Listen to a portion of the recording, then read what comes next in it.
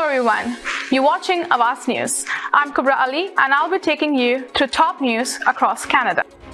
Driver dead, 3 others injured after Scarborough collision. Starting today, a large portion of Queen Street is closed for more than 4 years. 2 people facing drugs charges after Oshawa traffic stop. 4 people taken to hospital, 1 with serious injuries after Mississauga crash.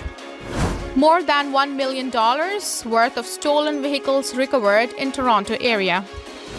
Toronto men sentenced after posting murder witness testimony to 6 Instagram accounts.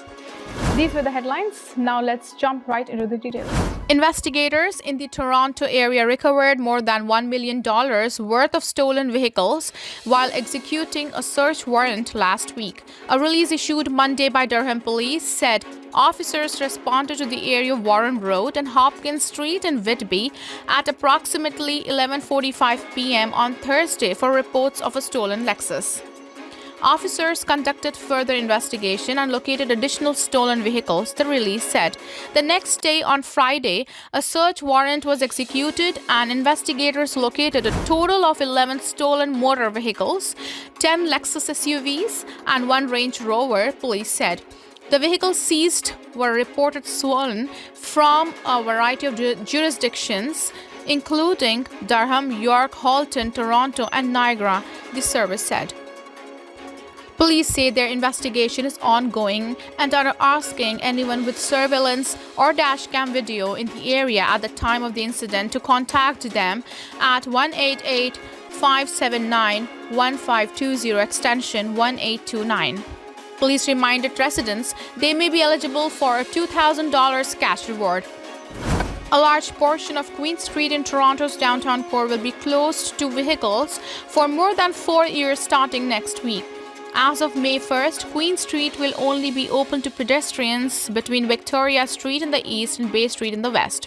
This closure will last for approximately 4.5 years to accommodate construction on the Ontario line, which is scheduled to open in 2031. The city is encouraging anyone traveling downtown to allow for extra time and consider taking public transit. The 501 Queen Street car will divert to Dundas Street and until next spring, and then Adelaide Street until the end of the Queen Street closure. City of Toronto staff are working to mitigate gridlock as a result of this closure. Tactics being considered to reduce traffic in the downtown core include modified traffic signals as well as deploying police officers and traffic agents in congested areas. Traffic professionals will be placed in key intersections during peak traffic periods. Priority travel routes will be established and kept clear in order to keep traffic flowing through downtown Toronto. The first such route is Dundas Street between Jarvis and Bathurst Streets, which the city says will provide an unobstructed parallel route for vehicles diverted from Queen Street. Additional priority routes will be established as construction on the Ontario line progresses. Toronto Centre Councillor Chris Moyes hopes that the mitigation being put in place will help ease the headache the closure will cause to commuters and residents. He said downtown businesses will remain open throughout the closure and encouraged the public to visit and support them. He advised those who want to come downtown to use public transit. Cheryl Diego with the Downtown Young BIA said it is important that access to businesses is maintained during the lengthy road closure and that the closure will be lifted on time. The construction should not stop anyone from coming and visiting our area. Our area continues to thrive. It continues to be a vibrant destination, particularly this summer. There are so many things that you can enjoy. There's something for everybody, Diego said. It was another busy Monday on the campaign trail in Toronto. Housing was top of mind for many of the candidates. Rob Davis said Monday he would open more spaces in the rental market by banning Airbnb in the city. Doing so, he claimed, would bring back 20,000 rental units to the market. He said Toronto tenants have been forced to take part in the Hunger Games to find a place to live, referring to Toronto's low vacancy rates and rising rents. The latest estimates put Toronto's vacancy rate at around 1.7%. The average price to rent a one-bedroom apartment in the city now stands at over $2,500. Davis said he could reduce rates with the stroke of a pen by banning the popular service, which allows people to rent out their homes for short-term stays. Airbnb has faced close scrutiny over the past few years and was ultimately brought into regulation when the city launched a new short-term rental framework in 2021.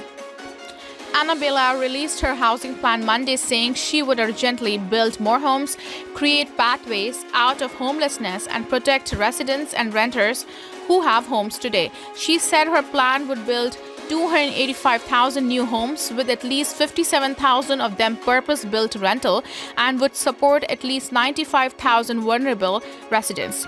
She pegged the cost at $48.5 million and said it would come from the City Building Fund. Meanwhile, Anthony Furey released another proposal, this one aimed at mitigating the effects of shutting down a busy stretch of Queen Street for at least 5 years. The King Street Transit Priority Corridor is designed to speed up the city's busiest surface transit route, the King Street Car Line, which carries roughly 84,000 riders on an average weekday, according to the city. The route was often nightmarishly slow before traffic was restricted between Bathurst and Jarvis. Furey did not say how he would ensure that transit continues to flow smoothly. A man in his 60s is dead and 3 other people have been seriously injured following a 2-vehicle collision in Scarborough on Monday morning. It happened near Brimley Road and Lawrence Avenue just before 11 a.m. Police say that 2 vehicles were headed in the opposition directions along Lawrence Avenue West when they came into contact in the intersection.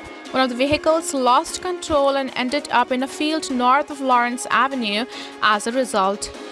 Police say that the other vehicle sustained catastrophic damage. Its driver was pronounced dead at the scene. The 3 occupants in the other vehicle, including its 19-year-old driver, were all taken to hospital with serious but non-life-threatening injuries.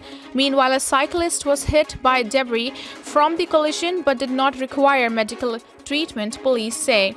The cause of the collision remains unknown. The intersection was closed for hours as police conducted a full forensic investigation at the scene but reopened just before 5 p.m. Hale said that officers remain on scene and will be canvassing in the surrounding neighborhood for witnesses and video footage as they try to piece together what happened. 4 people have been taken to hospital, one with serious injuries, following a 3-vehicle collision in Mississauga on Monday afternoon. Peel police say they were called to the intersection of Credit View and Bristol Roads at around 1:45 p.m. EMS tells Awaz News that 4 people were transported to hospital as a result of the crash, 3 with minor injuries. The 4th person was transported to a trauma center with serious injuries. However, EMS says they are in stable condition and non-life-threatening condition. The intersection remains closed while police investigate. It's unclear what caused the collision at this time. Thank you for tuning in. I'm Kubra Ali. I'll see you back tomorrow, same time, same channel. Have a good night.